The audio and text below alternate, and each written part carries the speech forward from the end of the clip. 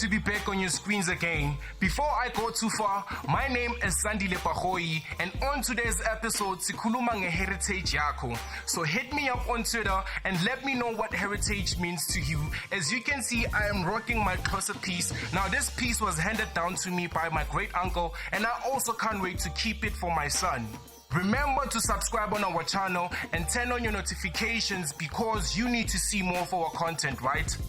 Talking about content you signed up for, episode 3 brought you prominent sportswomen who are letting us in on what it means to become a woman in their industry. Well, ungasabi because we are continuing with inspirational content. Today, siphethe Proverb, Fabian McCarthy and Ntsiki Mazwai on the topic of Love Life turning 21 years old. I am ready to get this show on the road. Shall we?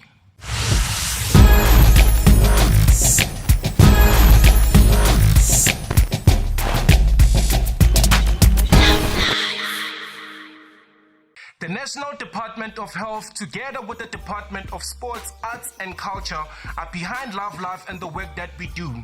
In addition to that, we would like to thank them for being a huge part of the Purple Couch. Love Life's mandate has always been clear. It's about social activism for healthy living, active lifestyles, HIV consciousness amongst young people, through advocacy, information, education and awareness campaigns, behavioral change interventions and youth development programs. With all that being said, remember we are turning 21 this year. Yep, 21. I'm a 2000 better know that the Purple Giant has been around the block. The very next segment will be highlighting some of your favorite campaigns by Love Life over the years. The likes of Noma Kanjani, Make Your Move, and who can forget Love to Be There. Ach, ezamzukwana ke. Check this out.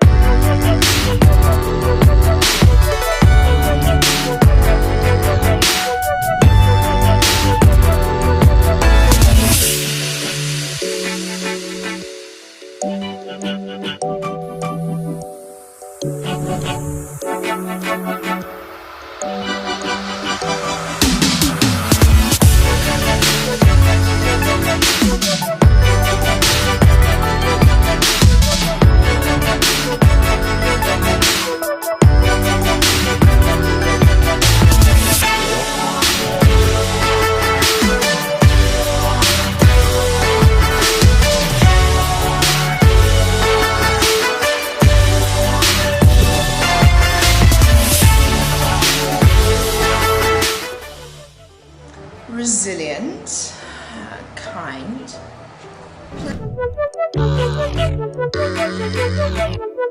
I'm Linda Mash because we need more ladies in the game. I'm something fresh. Other people are super duper lame.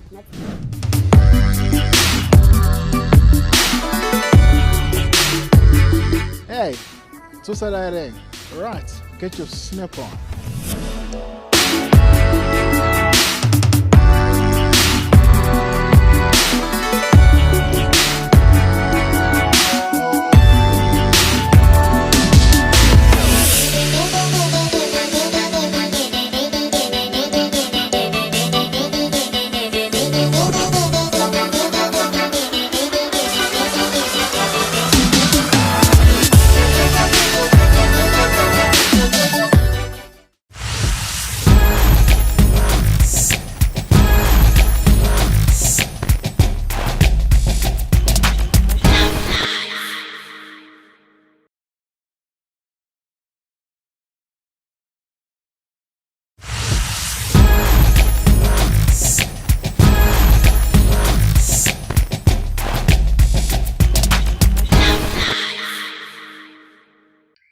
Tebogo Thapelo Thekiso was born in Kimberley, Northern Cape.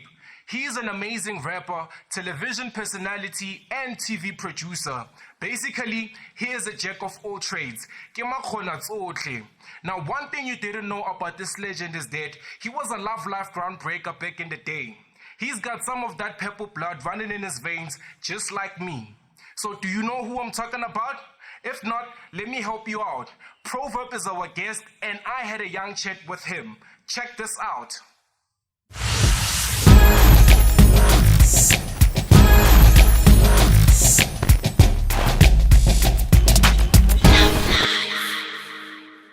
Welcome to Love Live's YouTube show, The Purple Couch. Welcome, Proverb. Thank you so much, man. It's good to be on. Thank you. Now, first and foremost, Love Life is celebrating 21 years of existence. Now, we want to know, as a groundbreaker back then, what motivated Proverb to become a groundbreaker himself? Man, you know what? I genuinely connected with what Love Life was trying to do and trying to achieve and still is trying to do. But more especially the Groundbreakers initiative. That's something I definitely connected with. As a youngster with big dreams, massive aspirations, when the invitation came out to say, we were looking to do an initiative where youngsters get to collaborate with other youngsters from across the globe, I really relished the opportunity, man, and I took it with both hands. I'm glad you did. Now, you mentioned that you connected. Now, in what way did you connect with fellow groundbreakers at that time back then? Well, aside from my fellow proudly South African youngsters who were mavericks in their own rights, doing incredible things. We had a fashion designer, a poet, we had a young IT guy, who all, by the way, have gone on to do great things. But so I got to connect with them. So just like-minded forward thinkers, but also fellow groundbreakers across the globe as well. I got to travel to Kenya and do a collaboration with an artist there. And then later I went as a support to India, and I got to meet the youngsters there. So it was honestly an eye-opener, wonderful experience, which I still cherish to this day. Yeah. And what are some of the fondest moments when it comes to the campaigns that Love Life has had, and which one impacted your life? Yeah, for me, I think it was just exposing me to the rest of the globe and finding out that the young people like us, or at least I was young then, were thinking as we were, so we could really align with our minds. I remember the initiative that was the top of my mind back then was teenage suicide, because it's really prevalent where I'm from in the Northern Cape. And when I got to connect with another guy, Lyrical G was his name, from Kenya, and then to find out that it was happening there too. So just to kind of find out that as young people we were all thinking along the same lines, I think was a real eye opener for me. I'm glad the Purple Giant was there to be in that space, in that gap, and bridge the gap of you guys being aware of such social issues, within the community. As you know that it is Heritage Month, and what we are asking our audience is that what does heritage mean to you? And what we would love to know is, what does heritage mean, and what does it mean to you? To me, it kind of means that the generation before me really, put in the hard graft, they put in the hard work, they put in the foundation so that we can benefit from it. And, now you see it in everything we do. We are proudly South African. It's in our music, it's in our language, it's in our content. You switch on the television, everything is proudly South African. I actually just bought a song, in fact, an entire album now of a guy called He's all the way from Free State, the Soto guy. Exactly. And you know what?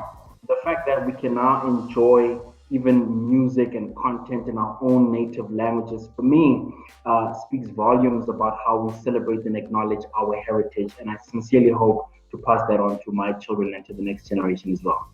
Yeah. Now you've just touched on one of South Africa's uprising artists who does his work in Sesotho. Can you just please elaborate the importance of young people sticking to their own native languages when it comes to making hip hop, because it's such a culture whereby it enables the artists to talk to with a whole lot of people across the nation. You know, for me, what is more important than language is your story. It's the narrative. It's what you are saying. What are you telling us? You know, so language is just a vehicle. If you're able to achieve that in the native language, then absolute kudos to you. But for me, what is most important is what is the story? What is the legacy? What's the message? What are you trying to share and tell us? And I think if we make our story a proudly South African one, where we're showcasing and telling the rest of the world, then we've achieved our objective. Yeah. I'm glad we are shifting towards that direction. Now, what sort of advice would you give us to the generation that's growing now, as we are not seen as people who are celebrating their heritage, who are not about their heritage? Now, what words of advice would you say to us, to like, how should we ensure that we do celebrate heritage? You know, that's an interesting question, man, because I know with generations, there's always a disconnect with how they wish the next generation would observe some of these important milestones. And in my opinion, I don't think the current generation is doing anything wrong. I think we are different from the previous generation, just like they were different from the generation before them. And chances are the generation still to come is going to be even more different. And you know what? That's just the natural evolution of life. So we don't necessarily have to observe it the same way. Back in the day, I know it was all about rocking your traditional regalia, speaking your mother tongue. Now it doesn't necessarily have to be the same way. Now, if you're releasing music in your native language, if you're showcasing it in the kind of content that you're doing, initiatives like these where we celebrate proudly South African people, that for me is how we are doing it now. So just because it differs from how it was observed by the previous generation doesn't mean that the current generation is the lost generation. It just means we have evolved and we're different. Yeah, I so wish other elders could hear you speak like that, and also other fellow young people could hear those wise words from you.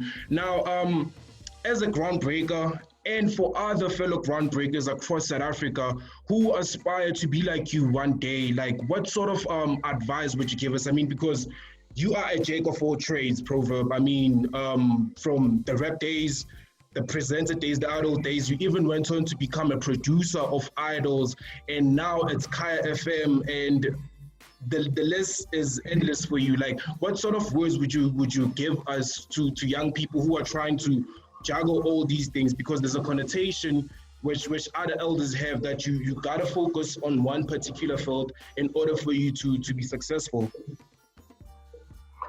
The first piece of advice that I would give anybody who wishes to model their career like similar to mine would be do not try to be anything like me.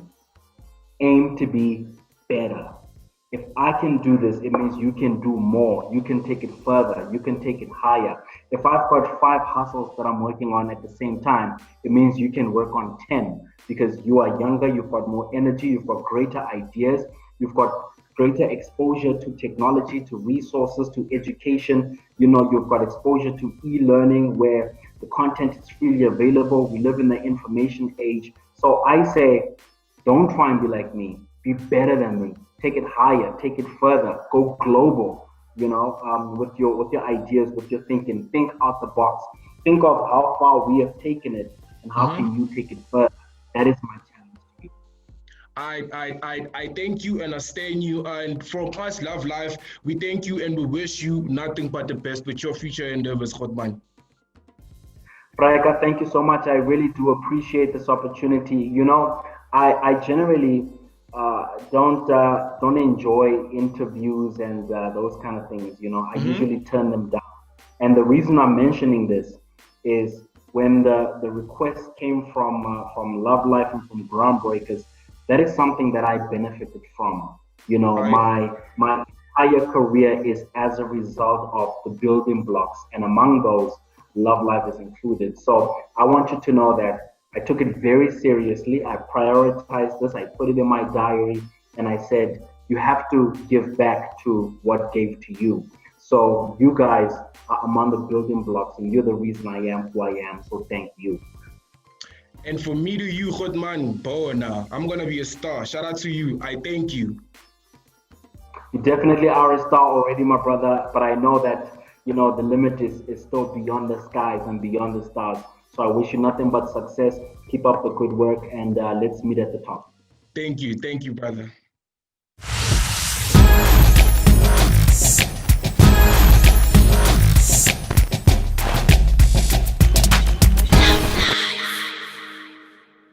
I myself uSandile wakwaBhagoyi uchizama umcethe ndiyazibulela izinyanya zami ngokundigada nabasemakhaya ngokundigada. Heritage to me means embracing my culture's beliefs and my culture's benefits, also being able to be vocal about it to the younger generation. I could go on and on, kodwa sifuna ukwazi from nina. Here's the word on the streets.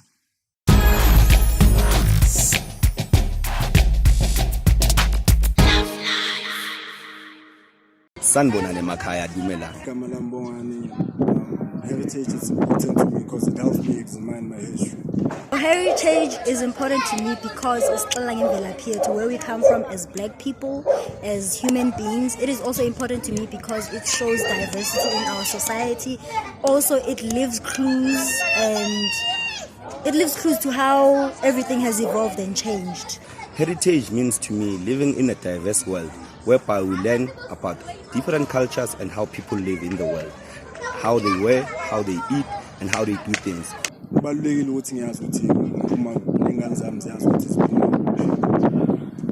type of work, heritage so being that it's politics, society, or world, heritage I get to learn how people live by not judging how they do things. I think that's what heritage means to me, living together in a world with peace. I can't wait to celebrate it on the 24th with my family and friends, eating traditional cuisine, having the time of our lives.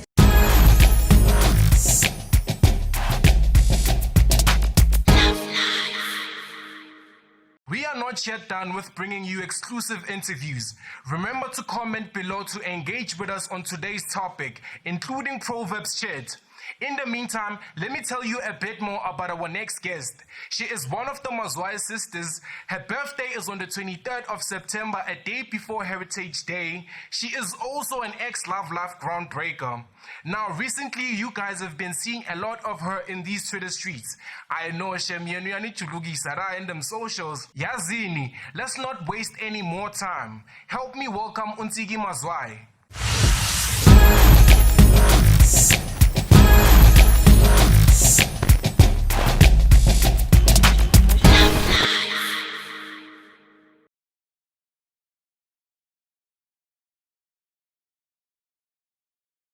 Madkwamkele apha kuPurple Culture kwaLove Live siswami. Thank you guys. Thank you. Yeah, how's you been? How's the lockdown been treating you? Like everybody else, it's a hard time. Alright. Now, so as you know, it's Heritage Month, and you are very vocal about your heritage. So, how has heritage influenced yourself, your life, and in your journey to say? Heritage and culture is what sets you apart from everybody in the world. So, you're the only type, only Amaxhosa in the whole world. People express themselves a certain way in that language, with these clothes, with this jewelry, this type of beadwork. So for me, it's very important, the heritage, because it identifies you and your place in this world. Because really, there's billions of us. So we need something that's going that we hold on to. We don't go away. So for me, heritage is everything. You need to know who you are. You need to know itagadelo you just need to know yourself so that you can stand up for who you are. Yeah, very true, very true. And how's the mobile beadwork coming along since it's heritage? Well, with lockdown, it's been very difficult because people are not really spending. But besides the financial and the economic value of mobile, it's actually helped me with my mental health through lockdown because I had to focus on and to calm myself. Black people didn't have issues like body depression and mental health issues so much in the past because we had things that were in our culture that helped us psychologically and emotionally. And one of those things is beadwork. It centers you, does the same stuff that yoga does for you. It opens up your mind. So I think that heritage is so important because it plays a role. It's not about it's just looking good, but it also is about my mental health, my spiritual health. There's just so much more. So that's what Mobu's been doing for me. It hasn't really been doing the economic stuff, but it's been doing the spiritual work. All right, yeah, I hear you. So I'm now, would you say, which aspect would you say is connects with you with like reconnecting with like your roots or your heritage? Would it be reading a book about your heritage, sitting down your elder down, or chisimpepo, oganye? Is there any other way or any other trick you do to connect with your heritage? Well, to connect, definitely, there is some African literature that is designed for us. Obviously, impepo and burning candles naturally, but also knowing my plants because we, as Africans, our religion is nature. So the more we know nature and we know how nature reacts or responds to how we are, the more we can empower ourselves. Like in my garden, I've got a plant that I use for my period pain. I've got a plant for my skin. So the more I get to know nature, the more I'm going to know how to use my own body. Because a big mistake we make is that we separate ourselves from nature. And nature is it's got the magic potions that we need to stay young, to be stronger, to have strong bodies. We've got trees that we know, we drink tapala, the things that Black people used to do, which actually are very empowering. And so for me, I think a lot of my journey is about redirecting Black people to Black things because the Black things are actually what work for us. Yeah, I'm glad you're actually doing that and you are empowering other Black people about how important it is for us to get rooted and know our heritage. Now, Siswami, Love Life is turning 21 years this year. Are you familiar with it? I'm so happy that we're finally turning 21, but it just means I'm so old.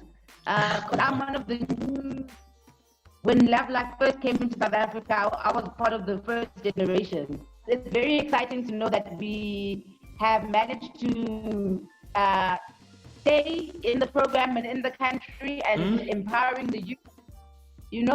So many people have come and gone from there and I know them and it's just it's nice. Nice to watch something grow.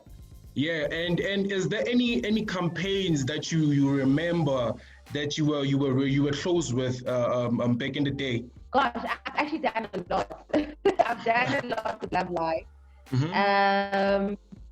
I remember going to the youth center in Cape Town. That was really a lot of fun. With now he's the late time, he's so used to work there, Love Life. I've always been actively involved in the past. In the poetry programs, in the Love Life magazine, the Goreka magazine. So, I've been watching you guys. Yeah. And do you still do your poetry since you touched on it? Yes, of course I do my poetry. I've actually got it's in October, the 22nd of October, at the Soweto Theatre. Yeah, and I know you're not just a poet only. Like for the masses out there who've been anticipating work from you musically, Be it the poems, be it the beadworks that you were doing. Like, what's next for you? What can we expect from yourself, Ntsiki? You know, this lockdown has been a bit tricky because it's forced introspection and it forced me to be like, okay, you're grown up now. I just turned 40, so a lot of things are changing. I'm not seeing things the same anymore. And there's a part of me that is politically inclined. I don't see anyone that I would want to vote for. So I would rather vote for myself, to be honest. Because now we can be independent candidates in parliament.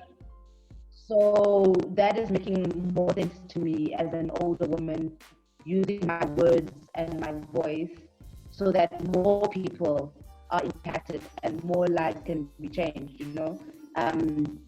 It's good. I've been good with my social media and using my voice, but I think that in parliament, I can change bills and shake things up a little bit more in there. Yeah, and what's your take on that, like on the feedback that the masses have been receiving regarding your social media tweets or your social media posts in general?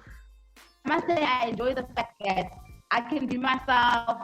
Yeah. And I don't have to pretend and put a PR friendly thing. You know, I'm in a position where I can do whatever I want.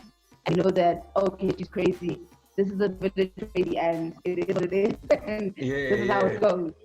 So at that point, it doesn't really matter anymore. I can just be myself. Yeah, I'm glad you have that power over yourself and you're not being determined by those people out there to do this or do that or not post this or not to post that.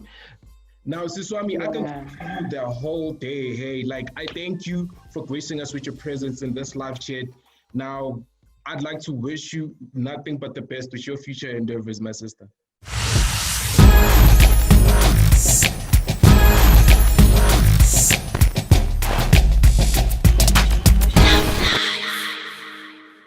I am always happy when you interact with us. If you want your Kasi to be represented on the Purple Couch, let us know.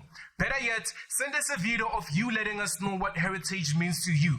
For now, here's what some of you guys had to say. Word on the Street Part 2, nazo.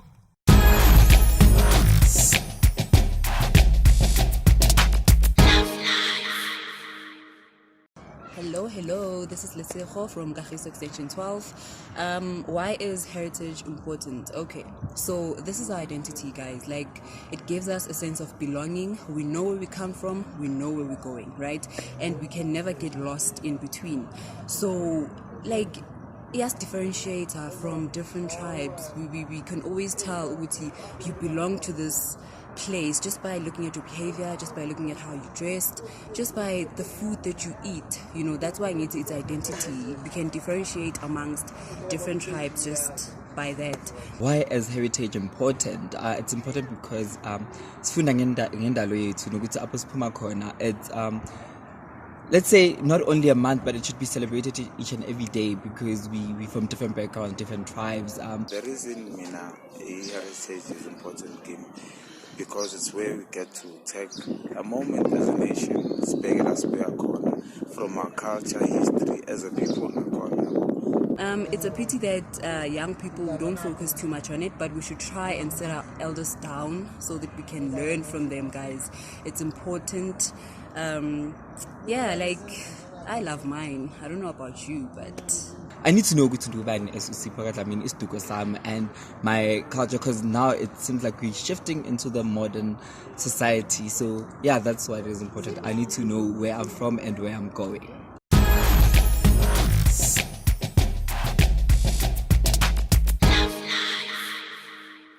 My next guest is an absolute legend, a hardcore defender. He played a whole lot of games in the PSL and even played for the national team. He is none other than Mr. Clean Shit himself. Let me welcome Mr. Fabian McCarthy.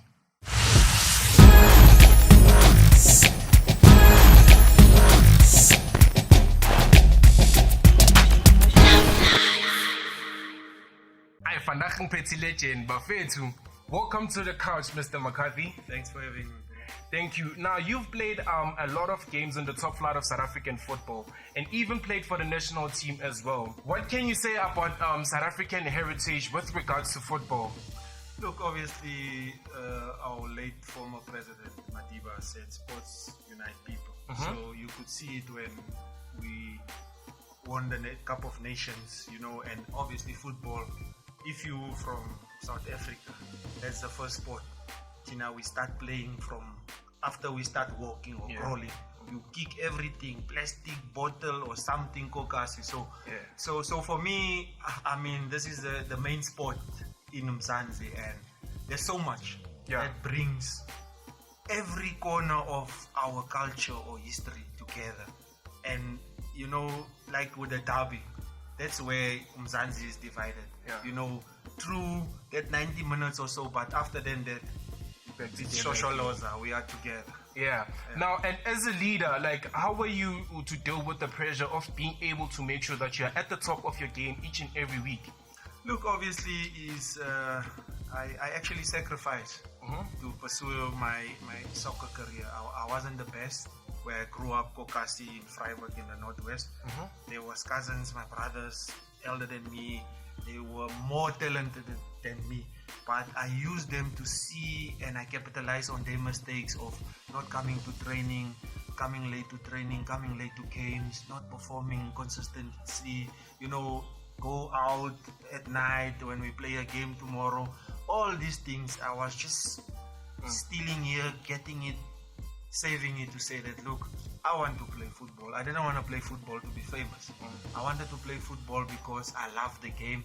And somewhere deep down, I felt to say that if I want it, nobody can take it away from me. And once I get in there, nobody's also going to rob me from it. So it was up to me with everything around me, coming from Ikasi, coming to the city, from slow line to the fast line. I never ended up in the fast line.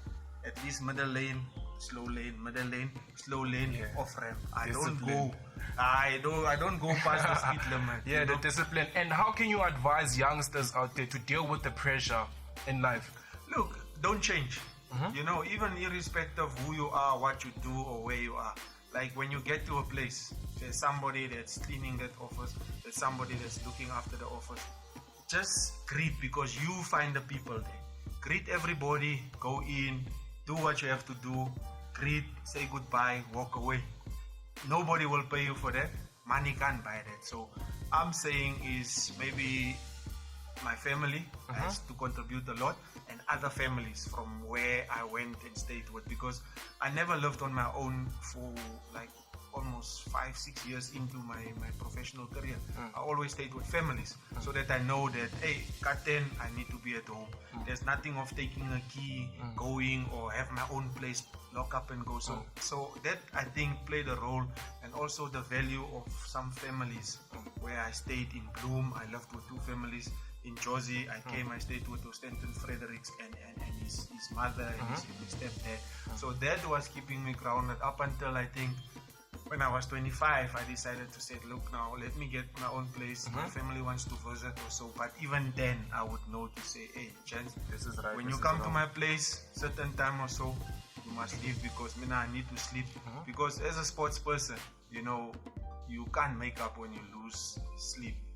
And the best form of recovery or rest is when you sleep.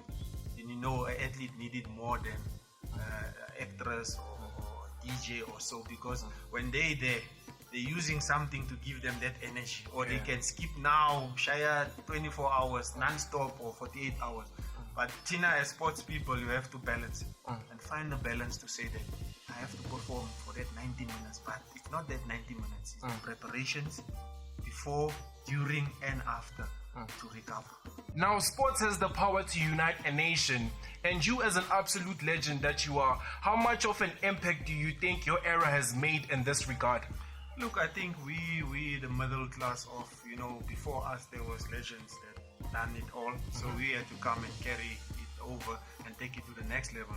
I think we made a huge impact, because in 2000, remember, we were the first team to qualify for the Olympics, and exactly now, this time, it's 20 years ago where we beat Brazil 3-1 in Brisbane, in Sydney, at the Olympics. And I think that, for me, it's still the best moment of my football career.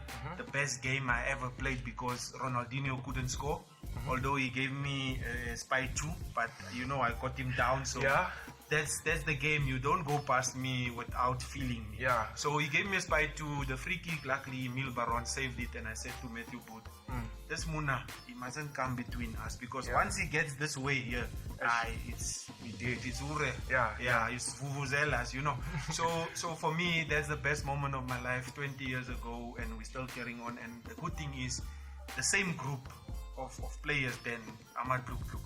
We are still together. We're starting to do a game or two, bringing all the guys together, just to take from it from there. We were not the best in terms of personal athletes or players. The likes of Delron, Benny, Quentin Fortune, Aaron Mokwena. They were playing in Europe already. Emil was in Denmark. But the rest of us were in Mzansi, and I know the spirit. I think that's what's taking us through and gave us that victory.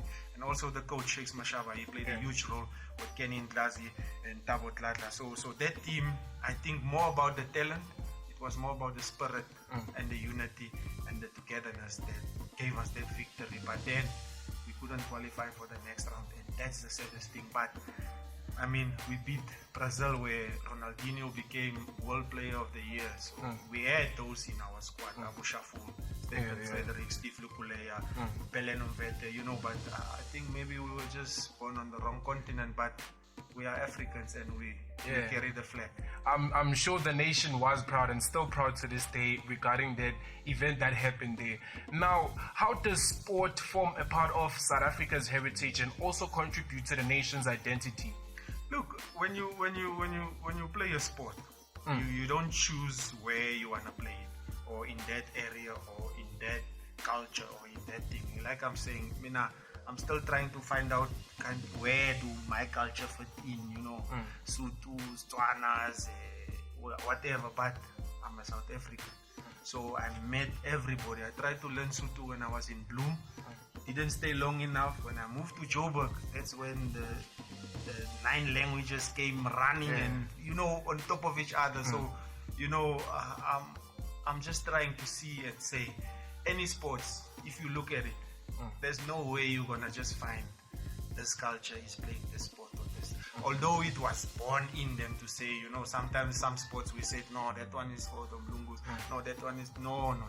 If you are good and you get the chance to get onto that field or that area where you can express yourself, then you deserve to be part of the national team. And in Mzansi, we had a lot of things carrying on, but the bottom line is that of the heritage comes from all these, struggles or those years what our fathers went through, our grandfathers and stuff. So now we are here to take it to the next level and to just make it easier for the generations to follow. That's coming, yeah, and I'm glad. And now, as Proverb Fabian, and how would you say we should celebrate heritage as South Africans?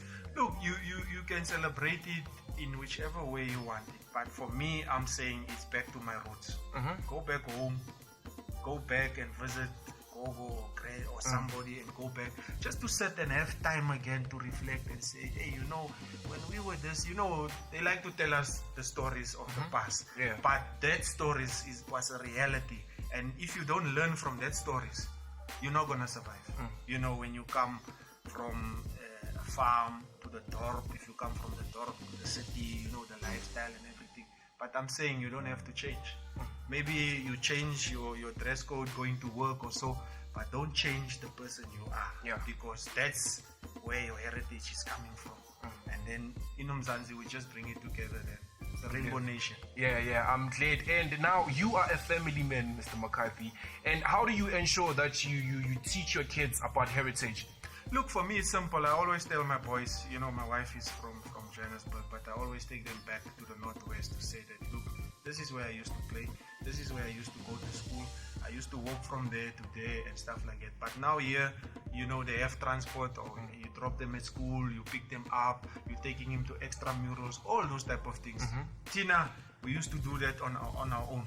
Come back from school, you go to training, you go play there. Mommy or Timer is not there because they're out working till 5, 6. They never seen you. So now we have that opportunity where we can take that time off and say, let's support this Muna. But again, we show him to say, don't take it for granted.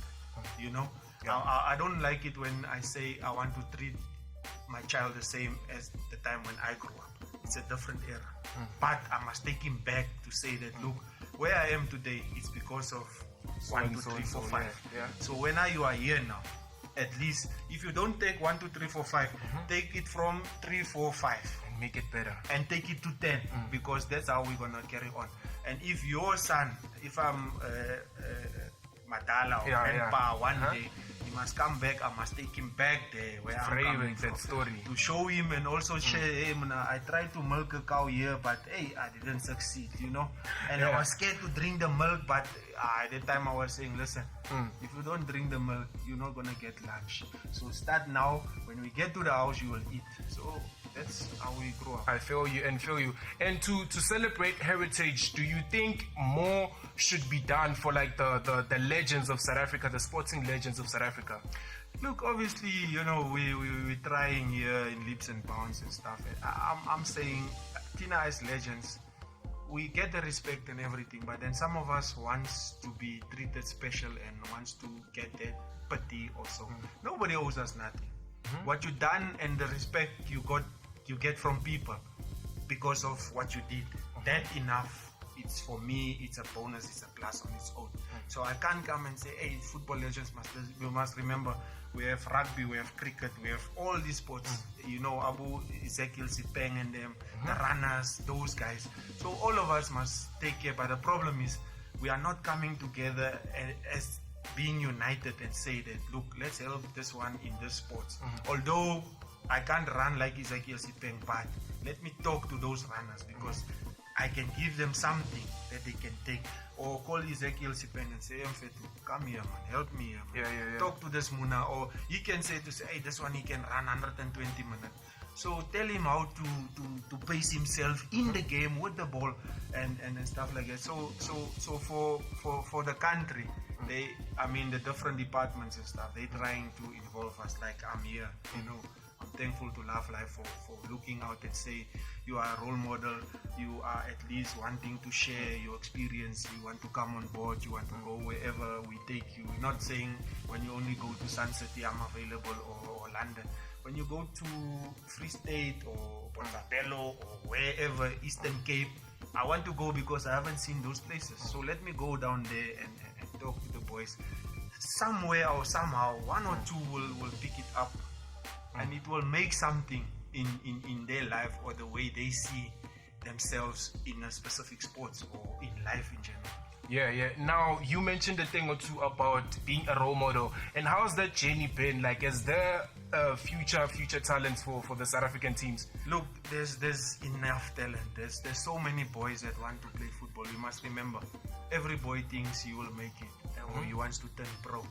You might have the best talent or you might be so skillful when you are 8, 9 or 10 years, but skill alone won't make you successful. You know, you have to find a way, the discipline, the dedication, the determination, and also the know-how on how to behave and how to handle things. Because like I said to you, I didn't want to play football to be famous. I wanted to play football for the love of it, and that's where my happiness is, because I was training every afternoon. I was playing my amateur team. I was like sitting on the bench for almost 5 years, but I was there every day. First, I make sure I pack the balls after training. I take it there. Sometimes when your cousins or the best players come, you already kitted. You know, I gave my kit away and say, no, let him play because he's better than me, he's bigger than me. We're gonna win when he play. When I play, we might lose or we might draw, but that built my character. Even when I turned professional, there was 1-2 coaches that were saying, Fabian, you overweight, Fabian, you this and this. I said, okay, that built me, built the character, and it made me perform consistently and wanting to give my best, because, I mean, for me, football is my life. Yeah. Soccer ball is like the world, going around and around, and that's how we're moving in that. Yeah, I'm glad you did find a way to make it forward with it. Now, last but not least, who do you think is the greatest sports person in South Africa? You mean as in specific sports or overall Like sports? overall sports person. Ooh, I didn't do my homework. I think, to choose sports personality out of all the former legends, my generation, and even those ones that are still playing now. Oh, it's a difficult one out.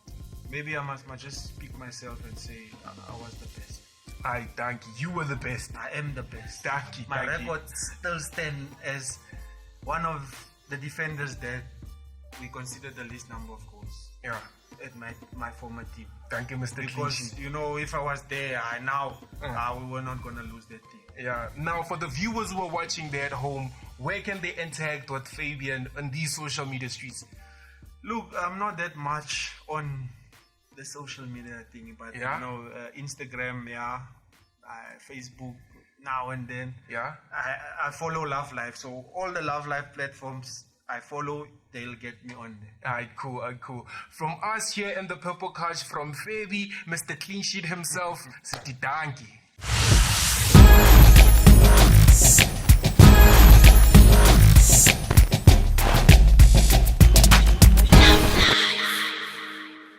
Bezibuya today, ne?